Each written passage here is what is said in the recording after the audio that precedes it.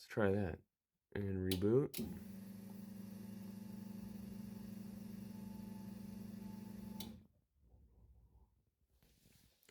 Give it a shot.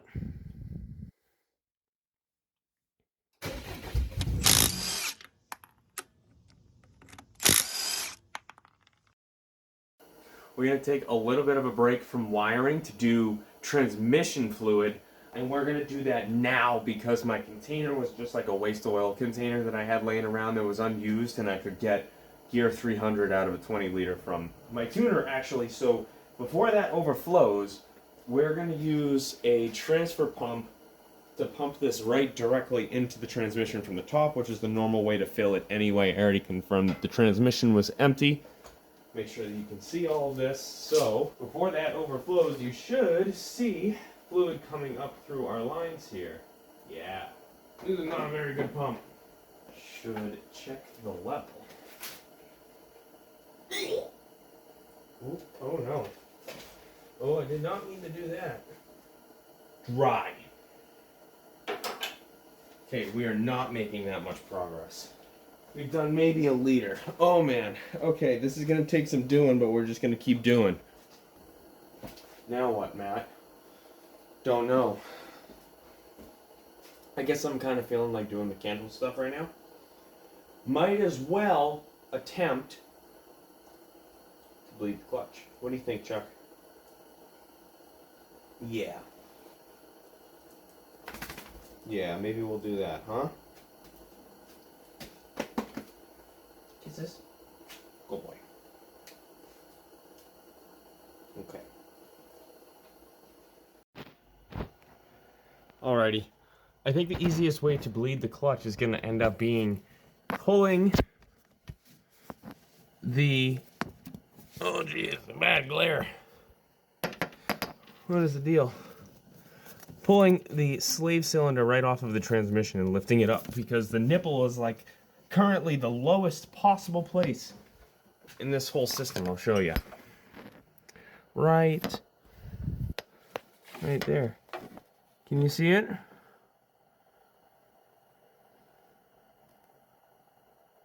There you go. Buried down there. So, I mean, it'd be helpful if it was like up here, because this is the master. So, we're going to try pulling that out. Excuse me. So, we're going to try pulling that out. I already cracked both bolts free. You can see. Oh, you're not going to be able to see the other one. There it is. Those two bolts down there. So we cracked those free. We're going to remove them. And we're going to lift the slave cylinder out of there. Oh my God. So this is a little more tricky than I thought. Oh, what a chore. Woo, that's one. What are the chances I can get the back one now? Oof. That is still very tight. Oh no. Oh no. Let's give bleeding the clutch a shot. Why not, right? Can't be that hard. First thing we're gonna do is open this nice new bottle. RBF 600, modal, however you want to pronounce it. I have no idea. Or does it matter? Who cares? Anyway, nice new bottle, modal, RBF 600. Use this for the clutch. So you can see now that we have our nipple on the clutch slave cylinder is the highest point. I'm gonna fill our master reservoir right here. Oh man, didn't take much. Now we take our very used vacuum pump, because we're doing this by ourselves. Throw it over the nipple. Where did I put my wrench? Oh no. Where are we not building pressure? Could be literally anywhere. Somewhere in this. Our container is not holding. Well, that's not ideal. Okay, now it is. We'll do a bit of a flush, I guess. We'll do this a couple times and pull through a few times. Just make sure that we have good water-free fluid in there. Brake fluid, excuse me if I get the word incorrectly here, is hygroscopic, which means it absorbs water. And obviously the boiling point of water It's much lower than that of an engineered brake fluid. So that's a lot of the squishiness in your lines, and not having brakes is scary. It's a no bueno type situation. I did actually lose brakes one day going into turn 1 at Club Motorsport in Shiba. The rear distribution block on the stock lines had rotted through, and I lost brake pressure. Pedal just went soft. I pumped it, I threw it into gear and did the whole engine braking thing, which doesn't really help, let me tell you. When you're going like 100, it doesn't make a difference whatsoever. Pumped the brakes and made the decision to just continue on straight into the runoff area, just try to bleed speed, which worked. Did a cool down lap, realized my brakes were in fact gonzo, pulled in, drove home towing a trailer with no brakes. Oh. This is what happens when I get distracted. Oh, jeez. But yeah, it was a less than fun situation, let me tell you. Now, I'm going to need you to watch the end of the slave here. Tell me if it moves. When I move the clutch pedal, can you do that? Can you see that? Zoom you in here. Tell me if that goes in and out, alright?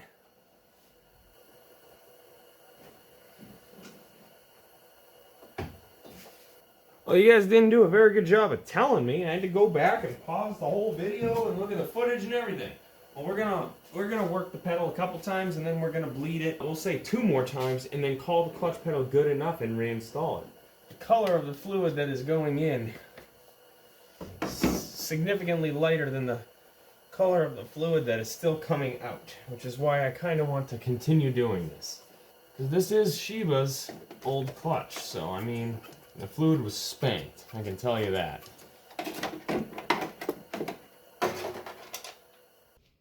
Okay, I think I have a thought for mounting the oil cooler. I'm going to make brackets that will bolt into the end. I removed the brackets that came with the oil cooler, these big aluminum blocks. They weren't really a great mounting option.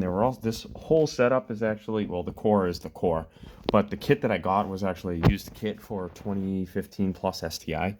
So it wasn't going to really fit or work anyway, and I made it work on the other car. For this one, I think I'm going to take some 1/2-inch square tube. I'm going to make just like a C shape. I'll miter a notch into it twice and bend it into a C and weld it shut. And then I'll have mounting points in the bottom. And I might zip these 2 tabs right here on either side. It's the same on both sides. Flat on the fronts so that my little bracket can stand off a little bit, and then I'll mount that to the uprights that we cut and painted already. So I think that's the play. That's what we're going to do from here. So that is going to be our outside cover.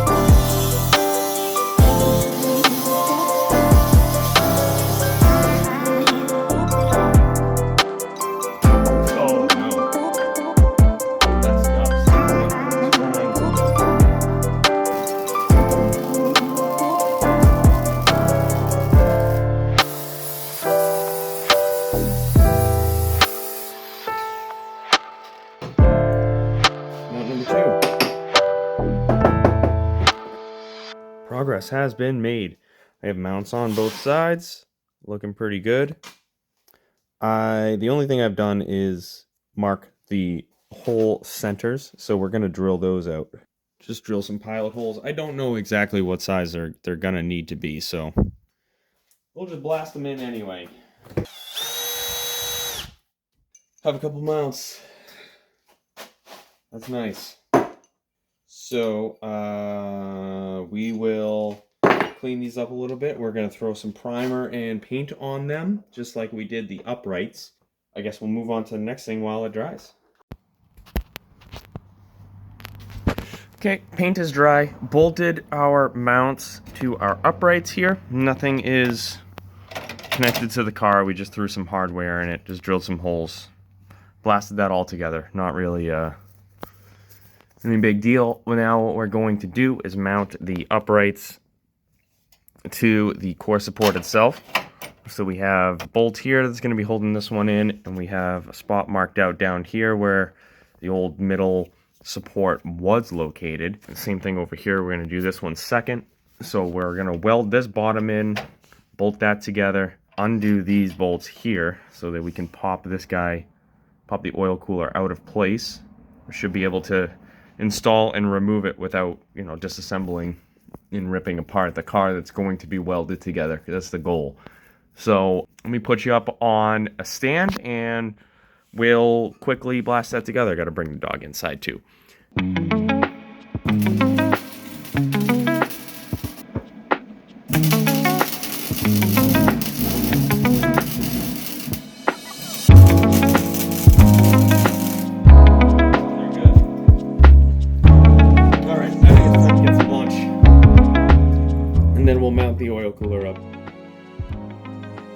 Alright, we threw a little bit of primer on our uprights.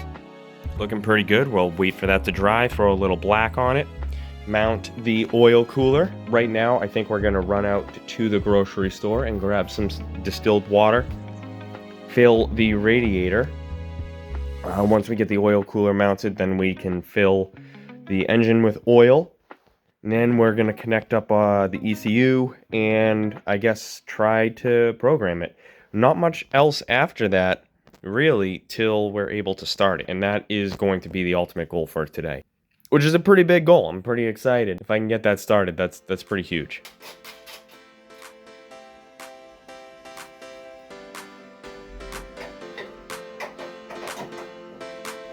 Well, that seems pretty good right there. Nothing seems to be getting pinched.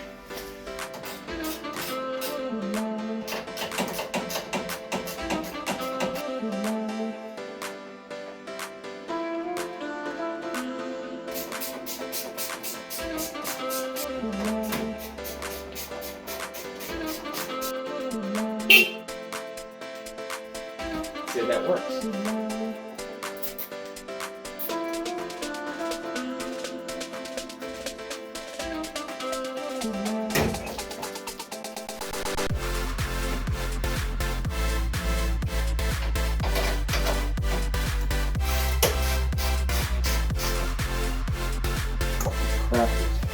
Don't like. There's like some metal in there. I don't know what the. Not very much in there, I guess. I don't know. I'm digging around with this, and this is like such an important part of the car. I'm just gonna.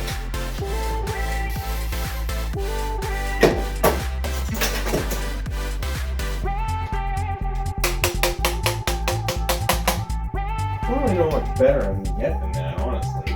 I'm gonna be happy with that. I am glad that I took it off.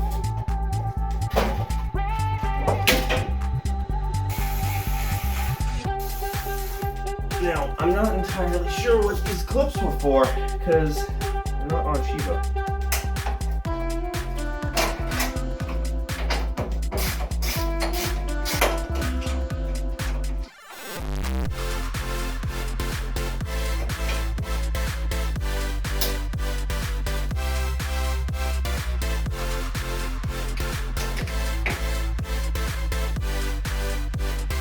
Nice. Coming together, guys. Alright, let's finish bolting the Intercooler back on, I guess.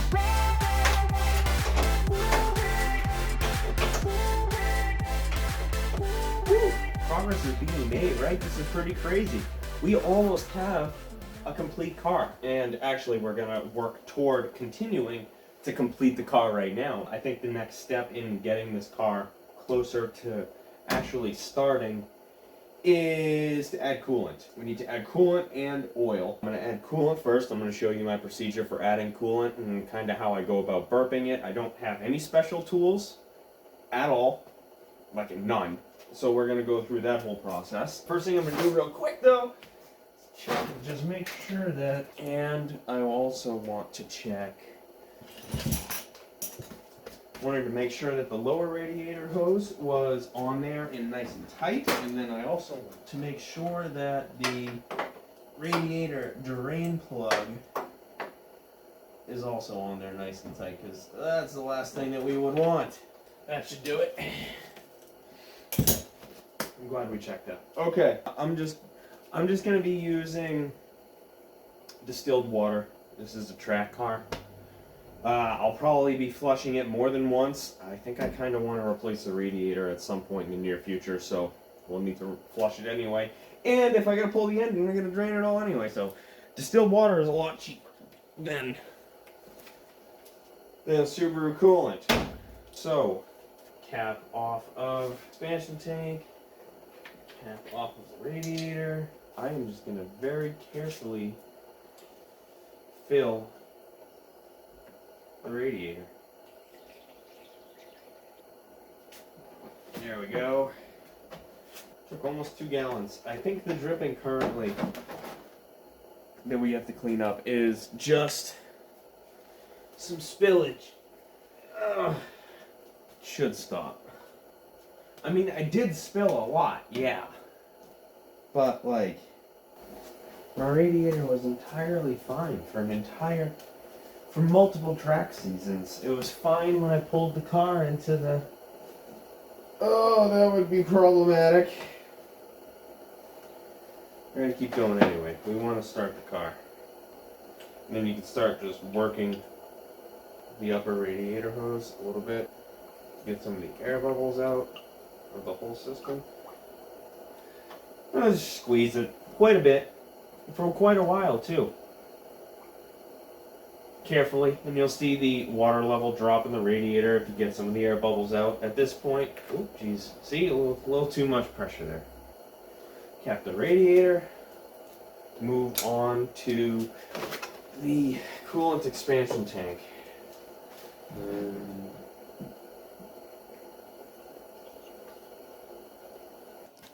So as I squeeze, you can see the air. So I'm just going to do that and keep working it, slowly fill it, work it some more, fill it, work it some more. Try to do that. And my system is going to take, I guess, a little bit less than normal because I am running with no heater core. So it doesn't have to pass into the cabin or any of that jazz. Oh, my radiator definitely seems like it is leaking. Oh, it absolutely is, isn't it? Dang.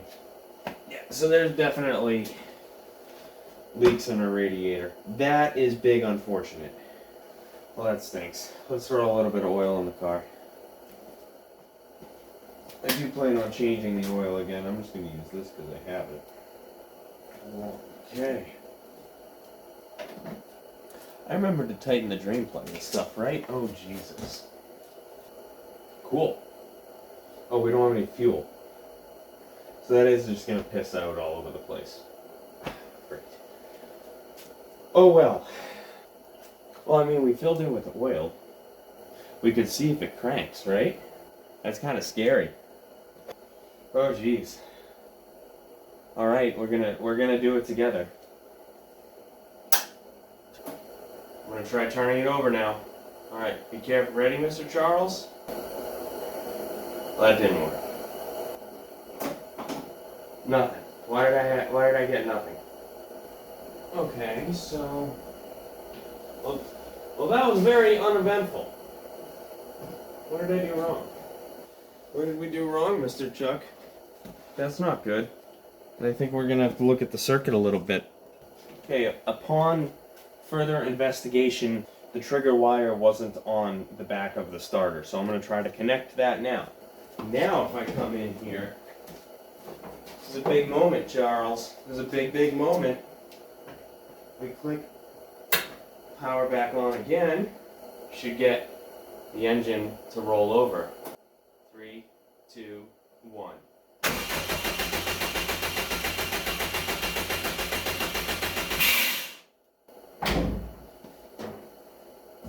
Well, that was exciting. Don't worry about how the starter's... Oh, did I hit the blinker? Woo! Don't worry about how... Okay. Jeez. Let me try that again. Don't worry about how the starter sounded at the end there. It's always sounded like that. It's not a new starter. Anyway, that's a pretty big deal. I'm pretty excited. Let me kill the power here. Kill power to the solenoid. Kill power at our breaker. Now we're back dead. Sweet. Heck yeah. Freaking doing it. Doing the thing. I wanted to be able to roll it over like that so that I could try priming the oil system. At least just a little bit. That's very exciting. Oh my lord. Oh. Jeez Louise. Okay. Oh. Oh. All right. We're in. We're going to do the differential fluid. Got a 30 millimeter socket here now. Should fit right over the sensor. Boom. Good stuff. What size is that? 1/2 inch, hopefully, maybe. So, when you're changing the diff fluid, you always just want to make sure that you're going to be able to get the fill plug out first. Because if you can't, well, then you're kind of stuck and not doing anything anyway. And you don't want to take the drain one out and then not be able to. There we go.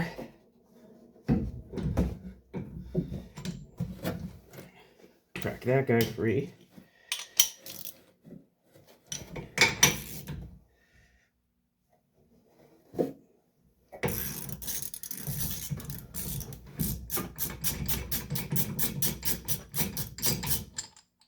Oh, it seems like it was already full. Oh, geez.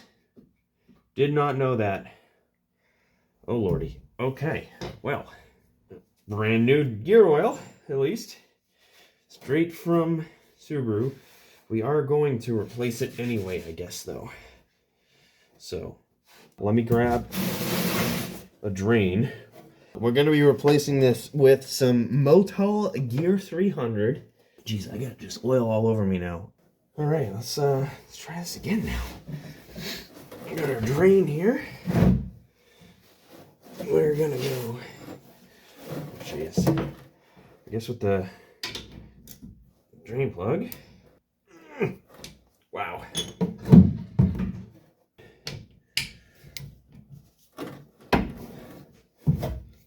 There we go. Yeah, I mean, that gear oil looks brand new still. I don't know. It's separated maybe a little bit. Probably a good thing that we changed it then. Might have to go grab a pick too. It looks like there's some silicone or some shit. Okay, so I guess we'll let this drain a bit. Jeez. Really didn't expect that. There is a magnet on the bottom here, so there's not anything, there's no real big flakes. It just kind of looks like rust. Like lacquer, kind of like old gas. It just kind of turns into that like that freaking urethane lacquer stuff when it gets old. So I guess we'll clean this up and let this drain, and good thing we're refilling it, I guess, with good fluid. I almost left it. Oh my god. All this old gunk on the threads too. I'll clean this up. This pump sucks.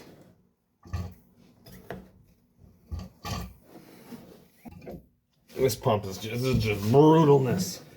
Are we even like remotely full? No. All right, and it looks like we are now full. So we'll move this to the side. Swish this around just a little bit. Like that. And crack this guy back open.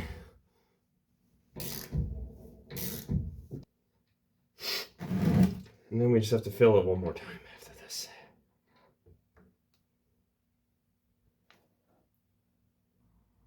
It's just like gunk on the bottom of the inside of the case. All right. Well, we'll let this fully drain out until it stops gurgling, and then we'll refill. So the official size for this is actually a 1/2 inch square, but a 1/2 inch drive mostly works if you get one that fits nicely. So good tip there. The heck did we put the fill plug in now?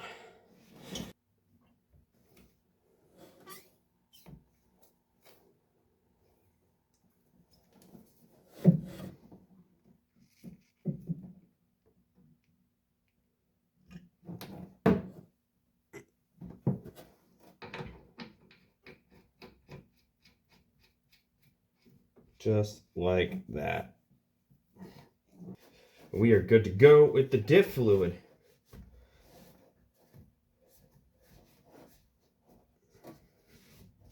We'll give this a good cleaning. Give this another tighten. Okay. Now we'll move our drain pan out of the way. And now if we see any new drips on the ground, we'll know that our diff is leaking, but it shouldn't. I think we're good to go. Exciting. That's another thing we can cross off the list today. Oh. All right. We also need to swap fuel pumps. So we're going to remove fuel pump over here and rip the one out of Sheila real quick as well. Maybe, hopefully tonight. Swap them over. I know that I did forget clamp over here, if I remember correctly. Oh my lord. I really need some hose pliers. What am I stepping on down here? I don't know where a single one of my 10mm sockets is, so we're really gonna hope that this is an 8. And it is. Oh, thank Lord. Why was that so loose, too?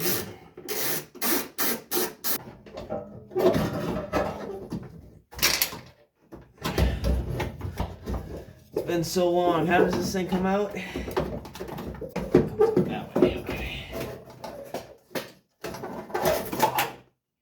Old fuel pump out. There we go. I'll pry you out. Wrong pipe.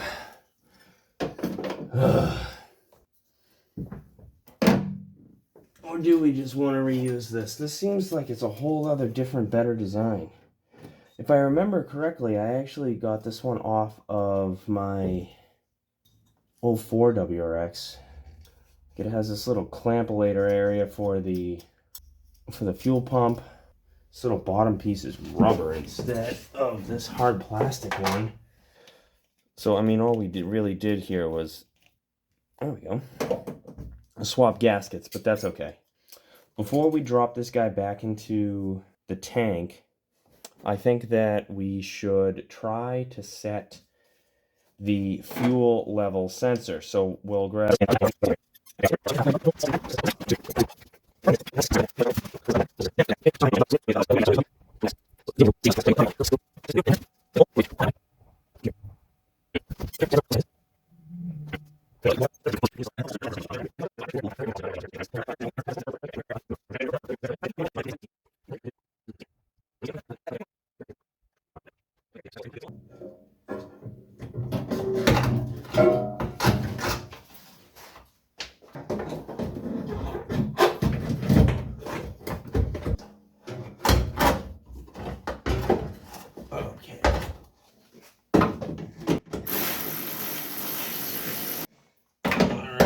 torque spec here is just going to be finger tight, basically. I kind of want to do the flex fuel sensor before I prime the lines for the first time. That'll be the next step. Okay. Now I think like the last thing that I really need to do before we actually turn the key, and I want to do this before we put fuel in and prime the whole fuel system, put the flex fuel sensor in, which we picked up recently. Took these zip ties out of the zip tie holders here, and I think I'm going to put this guy in somewhere like something like this. I don't know. There we go. Oh, why is there still fuel in there? Oh, there's a lot of fuel in there. What the heck? Of this. Oh, now we're stuck on there. Okay. Well, we'll find another piece. Okay. New plan, actually. And I was only not doing this because I didn't want to move things out of the way, which is absolutely ridiculous. Slide this guy up and out of here and out of the way. We'll just set you aside. Look at all this room we have now. And see things. See what's going on. I think to make even more room for ourselves, see, we can now pull this whole fuel. Look at all of this fuel line that we have now. This brake master, which still isn't hooked up to anything whatsoever, can also come out. That looks like it is a 12 millimeter. All right, we could pop that out too. Would we like to just redo a few things here?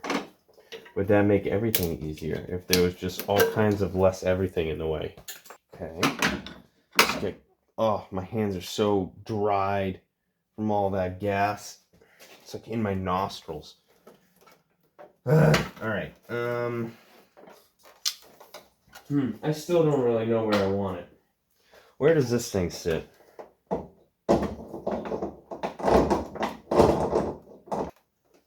Okay. Yeah, I think we're gonna have to put it on the strut tower. We'll have to figure out a way to mount it here.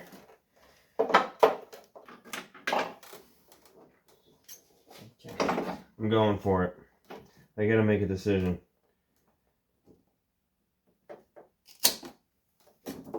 Oh, wow. I don't know if that felt good or not, but we did it. My hand back, thank you. Okay. That's a little bit messy, but I mean, it gets the job done.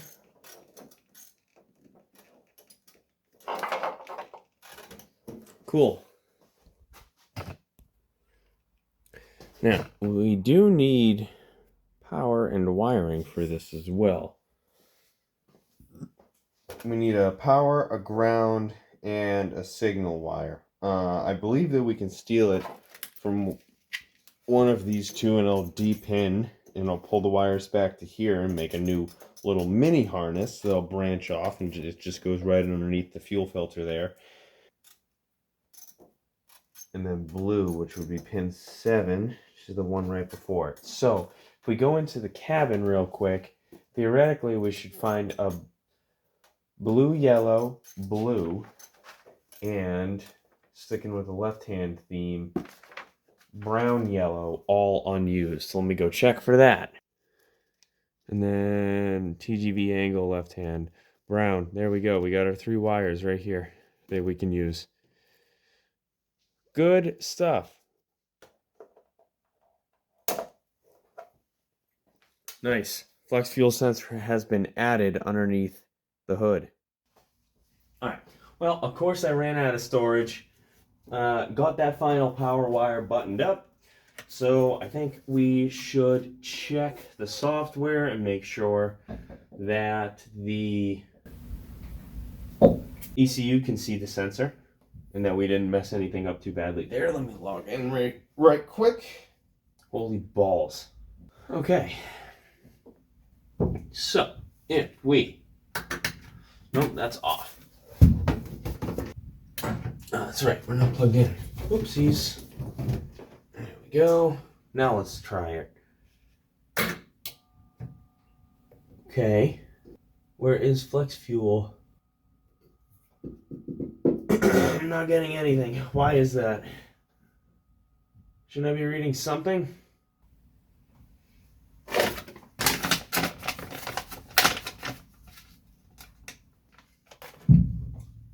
Why? I don't know why. Maybe we should go check the sensor harness real quick. Alright, let's try this again here. Oh, why am I not getting any signal? Because it's not fucking plugged in, Matt. Oh. There we go. We have voltage. Everything was working. I don't want to change anything that was working. It still says ignition switch state nothing. I don't get it. Well, you want to throw some fuel in the car? We'll see if this thing primes. We'll deal with ignition when we get to it. Oh, at least that works nicely. Okay. What about 2 gallons in? Well, that's frustrating. Anyway, let me show you. It still says we're at 0. It was showing 0.3 volts before, and now we're at 0.2. So we did something wrong. Okay, I want to test 2 things. First, I am going to pull the fuel fuse back out. I'm going to kill power.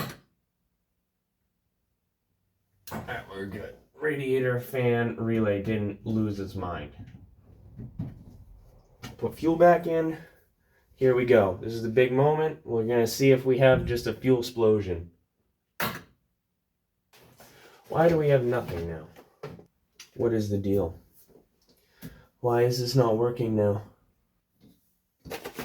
Why is the ECU not like turning it on, though, is the thing. It's like something is not turning that on. Okay, well, I re-enabled engine control relay. So the fuel pump is priming again, but only for like a half a second. Which, that shouldn't be the case.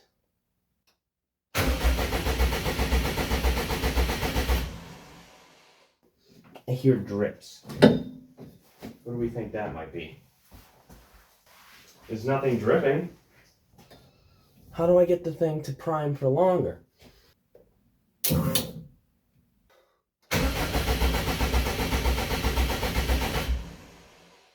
The fuel relay is not turning on. Okay, I can fix that. Engine control relay, ignition switch needs to be hardwired. That's fine. Ignition. I think I accidentally switched that to momentary. I don't want that.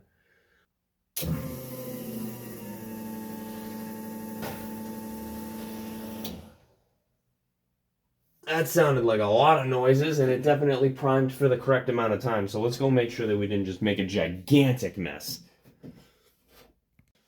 Okay. Added my wiring book for a little added stability. We got our camera and laptop charged back up. Unplug that.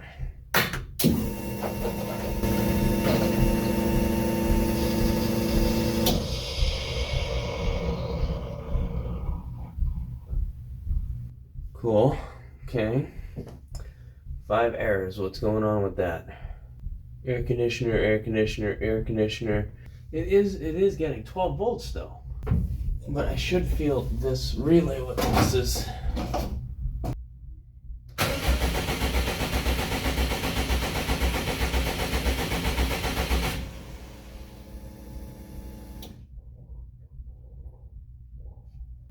Just the fuel pump relay. This is a very interesting situation. I don't.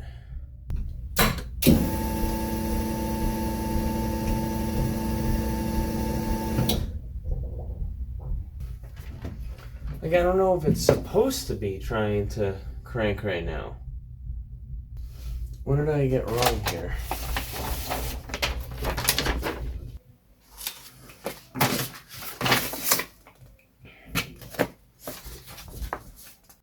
Oh, what are the chances that it works now?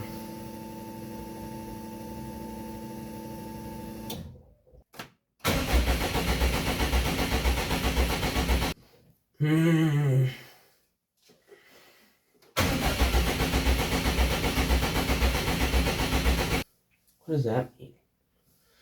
What does home percent travel mean?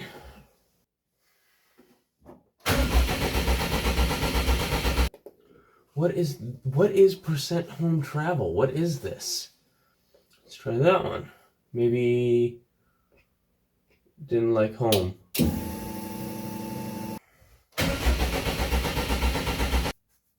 Why? Why is it? Is it not getting home? Is that the issue? I don't know why this is red. I don't know what it is. I can't figure it out. It's wasting storage. Okay, well, I just found this in the settings that was turned on. Disable injectors. Disables the injector outputs. I have no idea why I would still have that enabled. So I just did that and then rebooted the ECU so it could take effect. Let's give it a shot, I guess.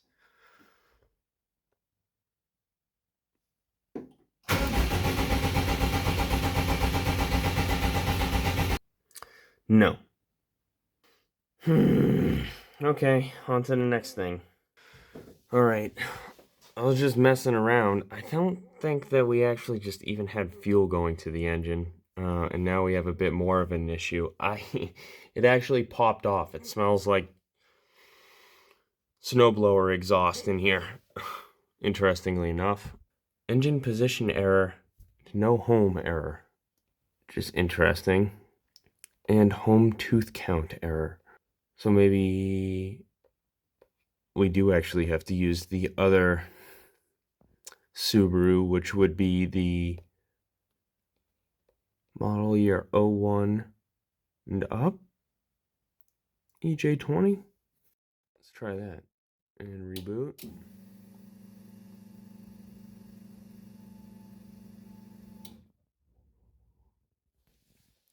Give it a shot.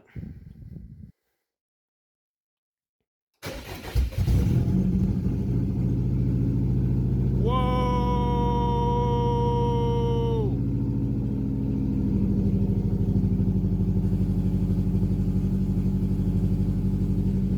What?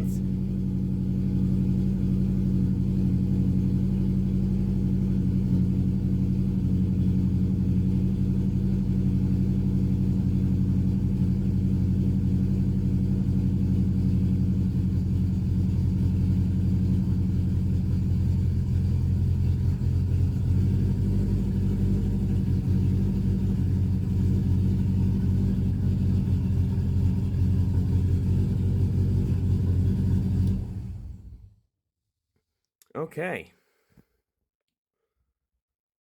Well then.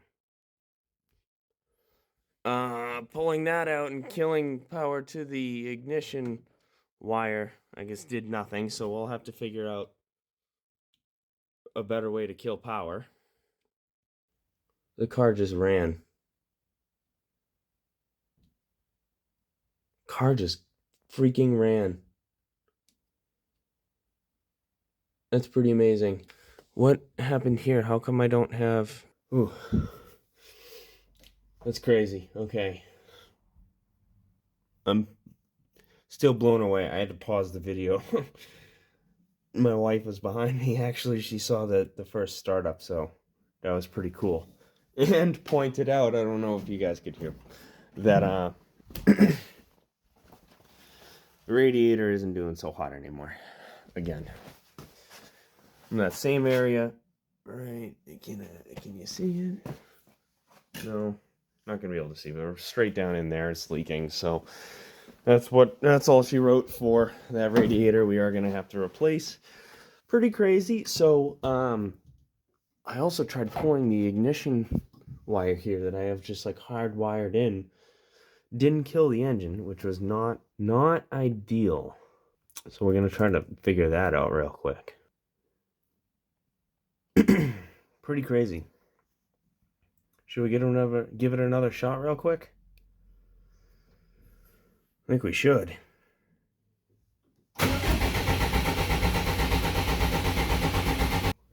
Okay, and now it's not gonna start, of course.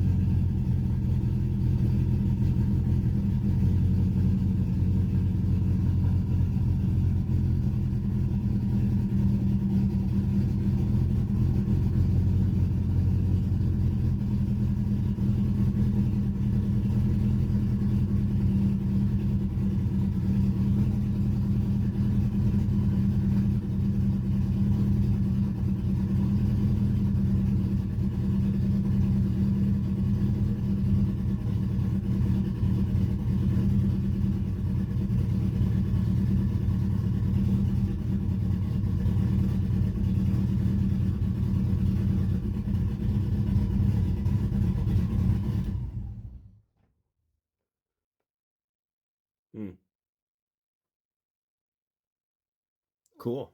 Let's try it based on the mass airflow sensor.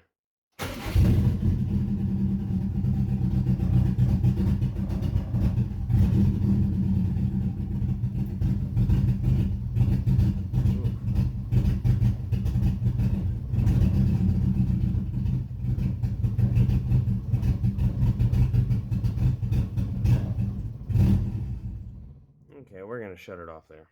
Shouldn't be that bad. I just really don't want to bend and flare brake lines. I'm not very good at it. I don't have the patience for it. The tools that I have to do it are not great. So I'm going to keep complaining until I'm forced to do it.